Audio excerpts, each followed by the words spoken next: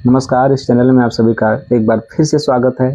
अगर मैं आप सबसे पूछूं कि आपके घर कोई छोटा बच्चा है, उसके दांत निकलने वाले हैं या निकल रहे हैं, आप उसको क्या देंगे? तो मुझको पता है, आप कहेंगे कि ग्राइप वाटर।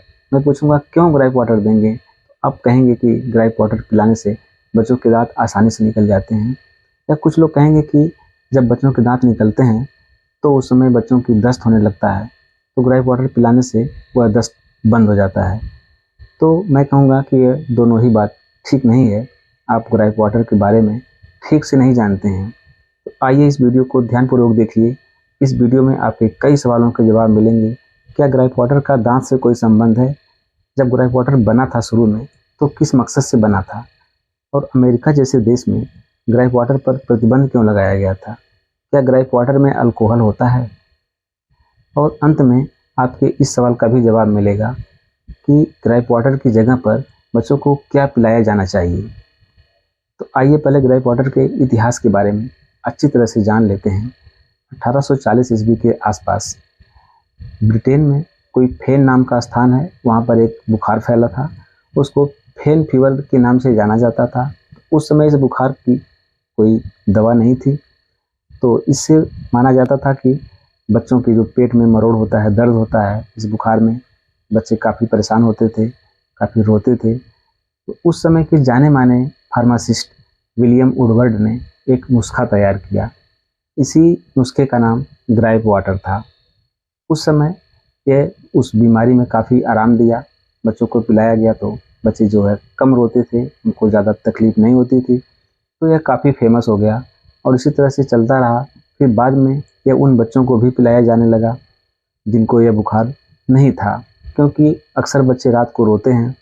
तो जब रात को रोते हैं, उसके माता पिता परेशान होते हैं, तो वे अनुमान लगाते हैं कि बच्चा रो रहा है तो उसके पेट में दर्द हो रहा होगा।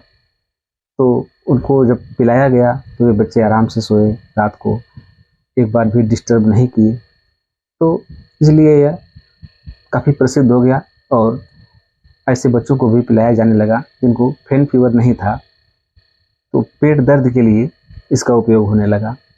काफ़ी समय बाद इस पर कुछ रिसर्च हुई, खोज हुई, तो पता चला कि यह ग्राइप वाटर जो बनाया गया है, इसमें सोयाबीन के बीज का तेल, अल्कोहल 3.6%, सोडियम बाइकार्बोनेट अर्थात खाने वाला सोडा, कुछ चीनी और पानी की मात्रा है। तो जब यह फेमस हो गया तो और भी कंपनियां इसको बनाने लगी, तो उन्होंने इसमें अल्कोहल की मात्रा और ज़्यादा बढ़ा दिया। किसी ने 4%, किसी ने 5%, किसी ने 8%, तो किसी ने 9% तक उसमें अल्कोहल डालती थी। अल्कोहल मतलब शराब। तो जब यह बच्चों को पिलाया जाता था तो अल्कोहल की वजह से बच्चे सोते थे, ज़्यादा डिस्टर्ब नहीं करते थे। लोग सोचते थे कि यह बच्चे को बहुत आराम दे रहा है। तो फिर अमेरिका ने 1993 में इस पर पूरी तरह से प्रतिबंध लगा दिया कि जिस भी ग्राइप वाटर में अल्कोहल की मात्रा रहेगी, उसको बनाना और बेचना पूरी तरह से प्रतिबंध है। फिर इसके बाद और भी देशों ने इस पर प्रतिबंध लगा दिया। अब वर्तमान में जो भी ग्राइप वाटर मिलते हैं, उसमें अल्कोहल की मात्रा नहीं होती है। अब जो ग्राइप वाटर हैं, वो विशेष रूप से पाचन संबंधी चीज़ें उसमें डाली जाती हैं, जैसे सोयाबीन के बीज का तेल, सौंफ, अदरक, दालचीनी, सोडियम बाइकार्बोनेट अर्थात खाने वाला सोडा, लेमन बाम एक जड़ी बूटी है, उसमें चीनी या चीनी की जगह पर चारकोल, पानी, यही सब डाल के बनाया जाता है। फिर भी अलग अलग कंपनियों के ग्राइप वाटर में थोड़ा बहुत डिफरेंस होता है, क्योंकि ग्राइप वाटर दवा की श्रेणी में नहीं आता है। इसलिए दवा को रेगुलेट करने वाली संस्थाएं जो उनकी निगरानी करती हैं, उनकी निगरानी में यह नहीं आता है। तो कंपनियां स्वतंत्र हैं, कुछ इससे अलग भी डाल के बना सकती हैं। अब आप देख सकते हैं कि इसमें जो भी चीज़ें डाली गई हैं, अदरक, सौंफ, ये सब क्या दांत से इनका कोई संबंध है? कोई संबंध नहीं है। हाँ, ये पाचन के लिए कुछ फ़ायदा कर सकते हैं, परंतु अभी तक किसी रिसर्च में ये बात सामने नहीं आई है कि ग्राइप वाटर वास्तव में फ़ायदा करता है। और आप अपना कॉमन सेंस लगा कर ये भी देख सकते हैं कि क्या ग्राइप वाटर पीने से दांत निकलता है? बिल्कुल नहीं। दांत निकलना एक स्वाभाविक और प्राकृतिक क्रिया है। आप अपने बड़े बुजुर्गों से पूछिए, उनके भी दांत निकले हैं, तो क्या वो भी ग्राइप वाटर पिए हैं? नहीं पिए हैं। इसी तरह से धरती पर बहुत से जीव जंतु हैं, सबके पास दांत है। क्या सब लोग ग्राइप वाटर पीते हैं? बिल्कुल नहीं। ग्राइप वाटर से दांत का कोई संबंध नहीं है। दांत निकलना एक स्वाभाविक क्रिया है, वो अपने आप निकलता है। मैं आप लोगों का एक भ्रम और भी दूर कर देना चाहता हूँ। ज़्यादातर लोग ऐसा सोचते हैं कि जब दांत निकलते हैं तो उस समय बच्चों के दस्त होने लगते हैं। तो दस्त से और दांत से भी कोई संबंध नहीं है। दांत ऐसी उम्र में निकलता ही है, जैसे 8 महीने, 9 महीने, 10 महीने के आसपास। उस समय बच्चा जो है ज़मीन पर ज़्यादा खेलता है, बैठता है, खिसकता है।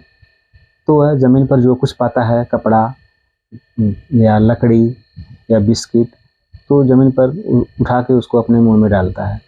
तो बार बार जब ऐसा करता है तो दस्त के लिए जिम्मेदार जो वायरस बैक्टीरिया हैं वे बच्चे के मुंह के रास्ते पेट में चले जाते हैं और बच्चे का पेट खराब हो जाता है। दवा लेने पर ठीक होता है, लेकिन 2-4 दिन बाद फिर से दस्त होने लगता है, क्योंकि बच्चा यही क्रिया रोज करता है। तो लोग ऐसा सोचते हैं कि दांत निकलने की वजह से दस्त हो रहा है, परंतु उससे दस्त से दांत का कोई संबंध नहीं है। अब अंत में अगर ग्राइप वाटर न पिलाया जाए तो बच्चों को आखिर क्या पिलाया जाए? दांत निकलते समय, जब दांत निकलता है उस समय बच्चे के शरीर में ग्रोथ हो रही होती है, बच्चा बढ़ रहा होता है, तो उसकी हड्डियां बनाने के लिए कैल्शियम की ज़रूरत होती है, क्योंकि हमारी हड्डियां कैल्शियम से बनी हैं और हमारे दांत भी कैल्शियम से बने होते हैं। तो इसलिए जब दांत निकलते हैं तो बच्चे के शरीर में कैल्शियम की कमी होती है। उस समय यदि आप देना ही चाहते हैं तो कैल्शियम का सिरप या उसकी मीठी गोली आती है, आप उसको दे सकते हैं, या फिर ऐसी चीज़ें खाने के लिए दे सकते हैं जिसमें कैल्शियम पर्याप्त मात्रा में मिलता हो। मुझे यकीन है आज से अब जब आपके बच्चे के दांत निकलेंगे तो आप ग्राइप वाटर नहीं देंगे, फालतू का पैसा नहीं खर्च करेंगे, उसी पैसे से कैल्शियम का सिरप बच्चे को पिलाएंगे, जिससे आपके बच्चे की हड्डी और दांत दोनों मजबूत रहेंगे। मुझे उम्मीद है ये वीडियो आप सबको पसंद आएगी, और पसंद आए तो लाइक, शेयर और सब्सक्राइब ज़रूर करिएगा। फिर मिलेंगे अगली वीडियो में, तब तक के लिए नमस्कार।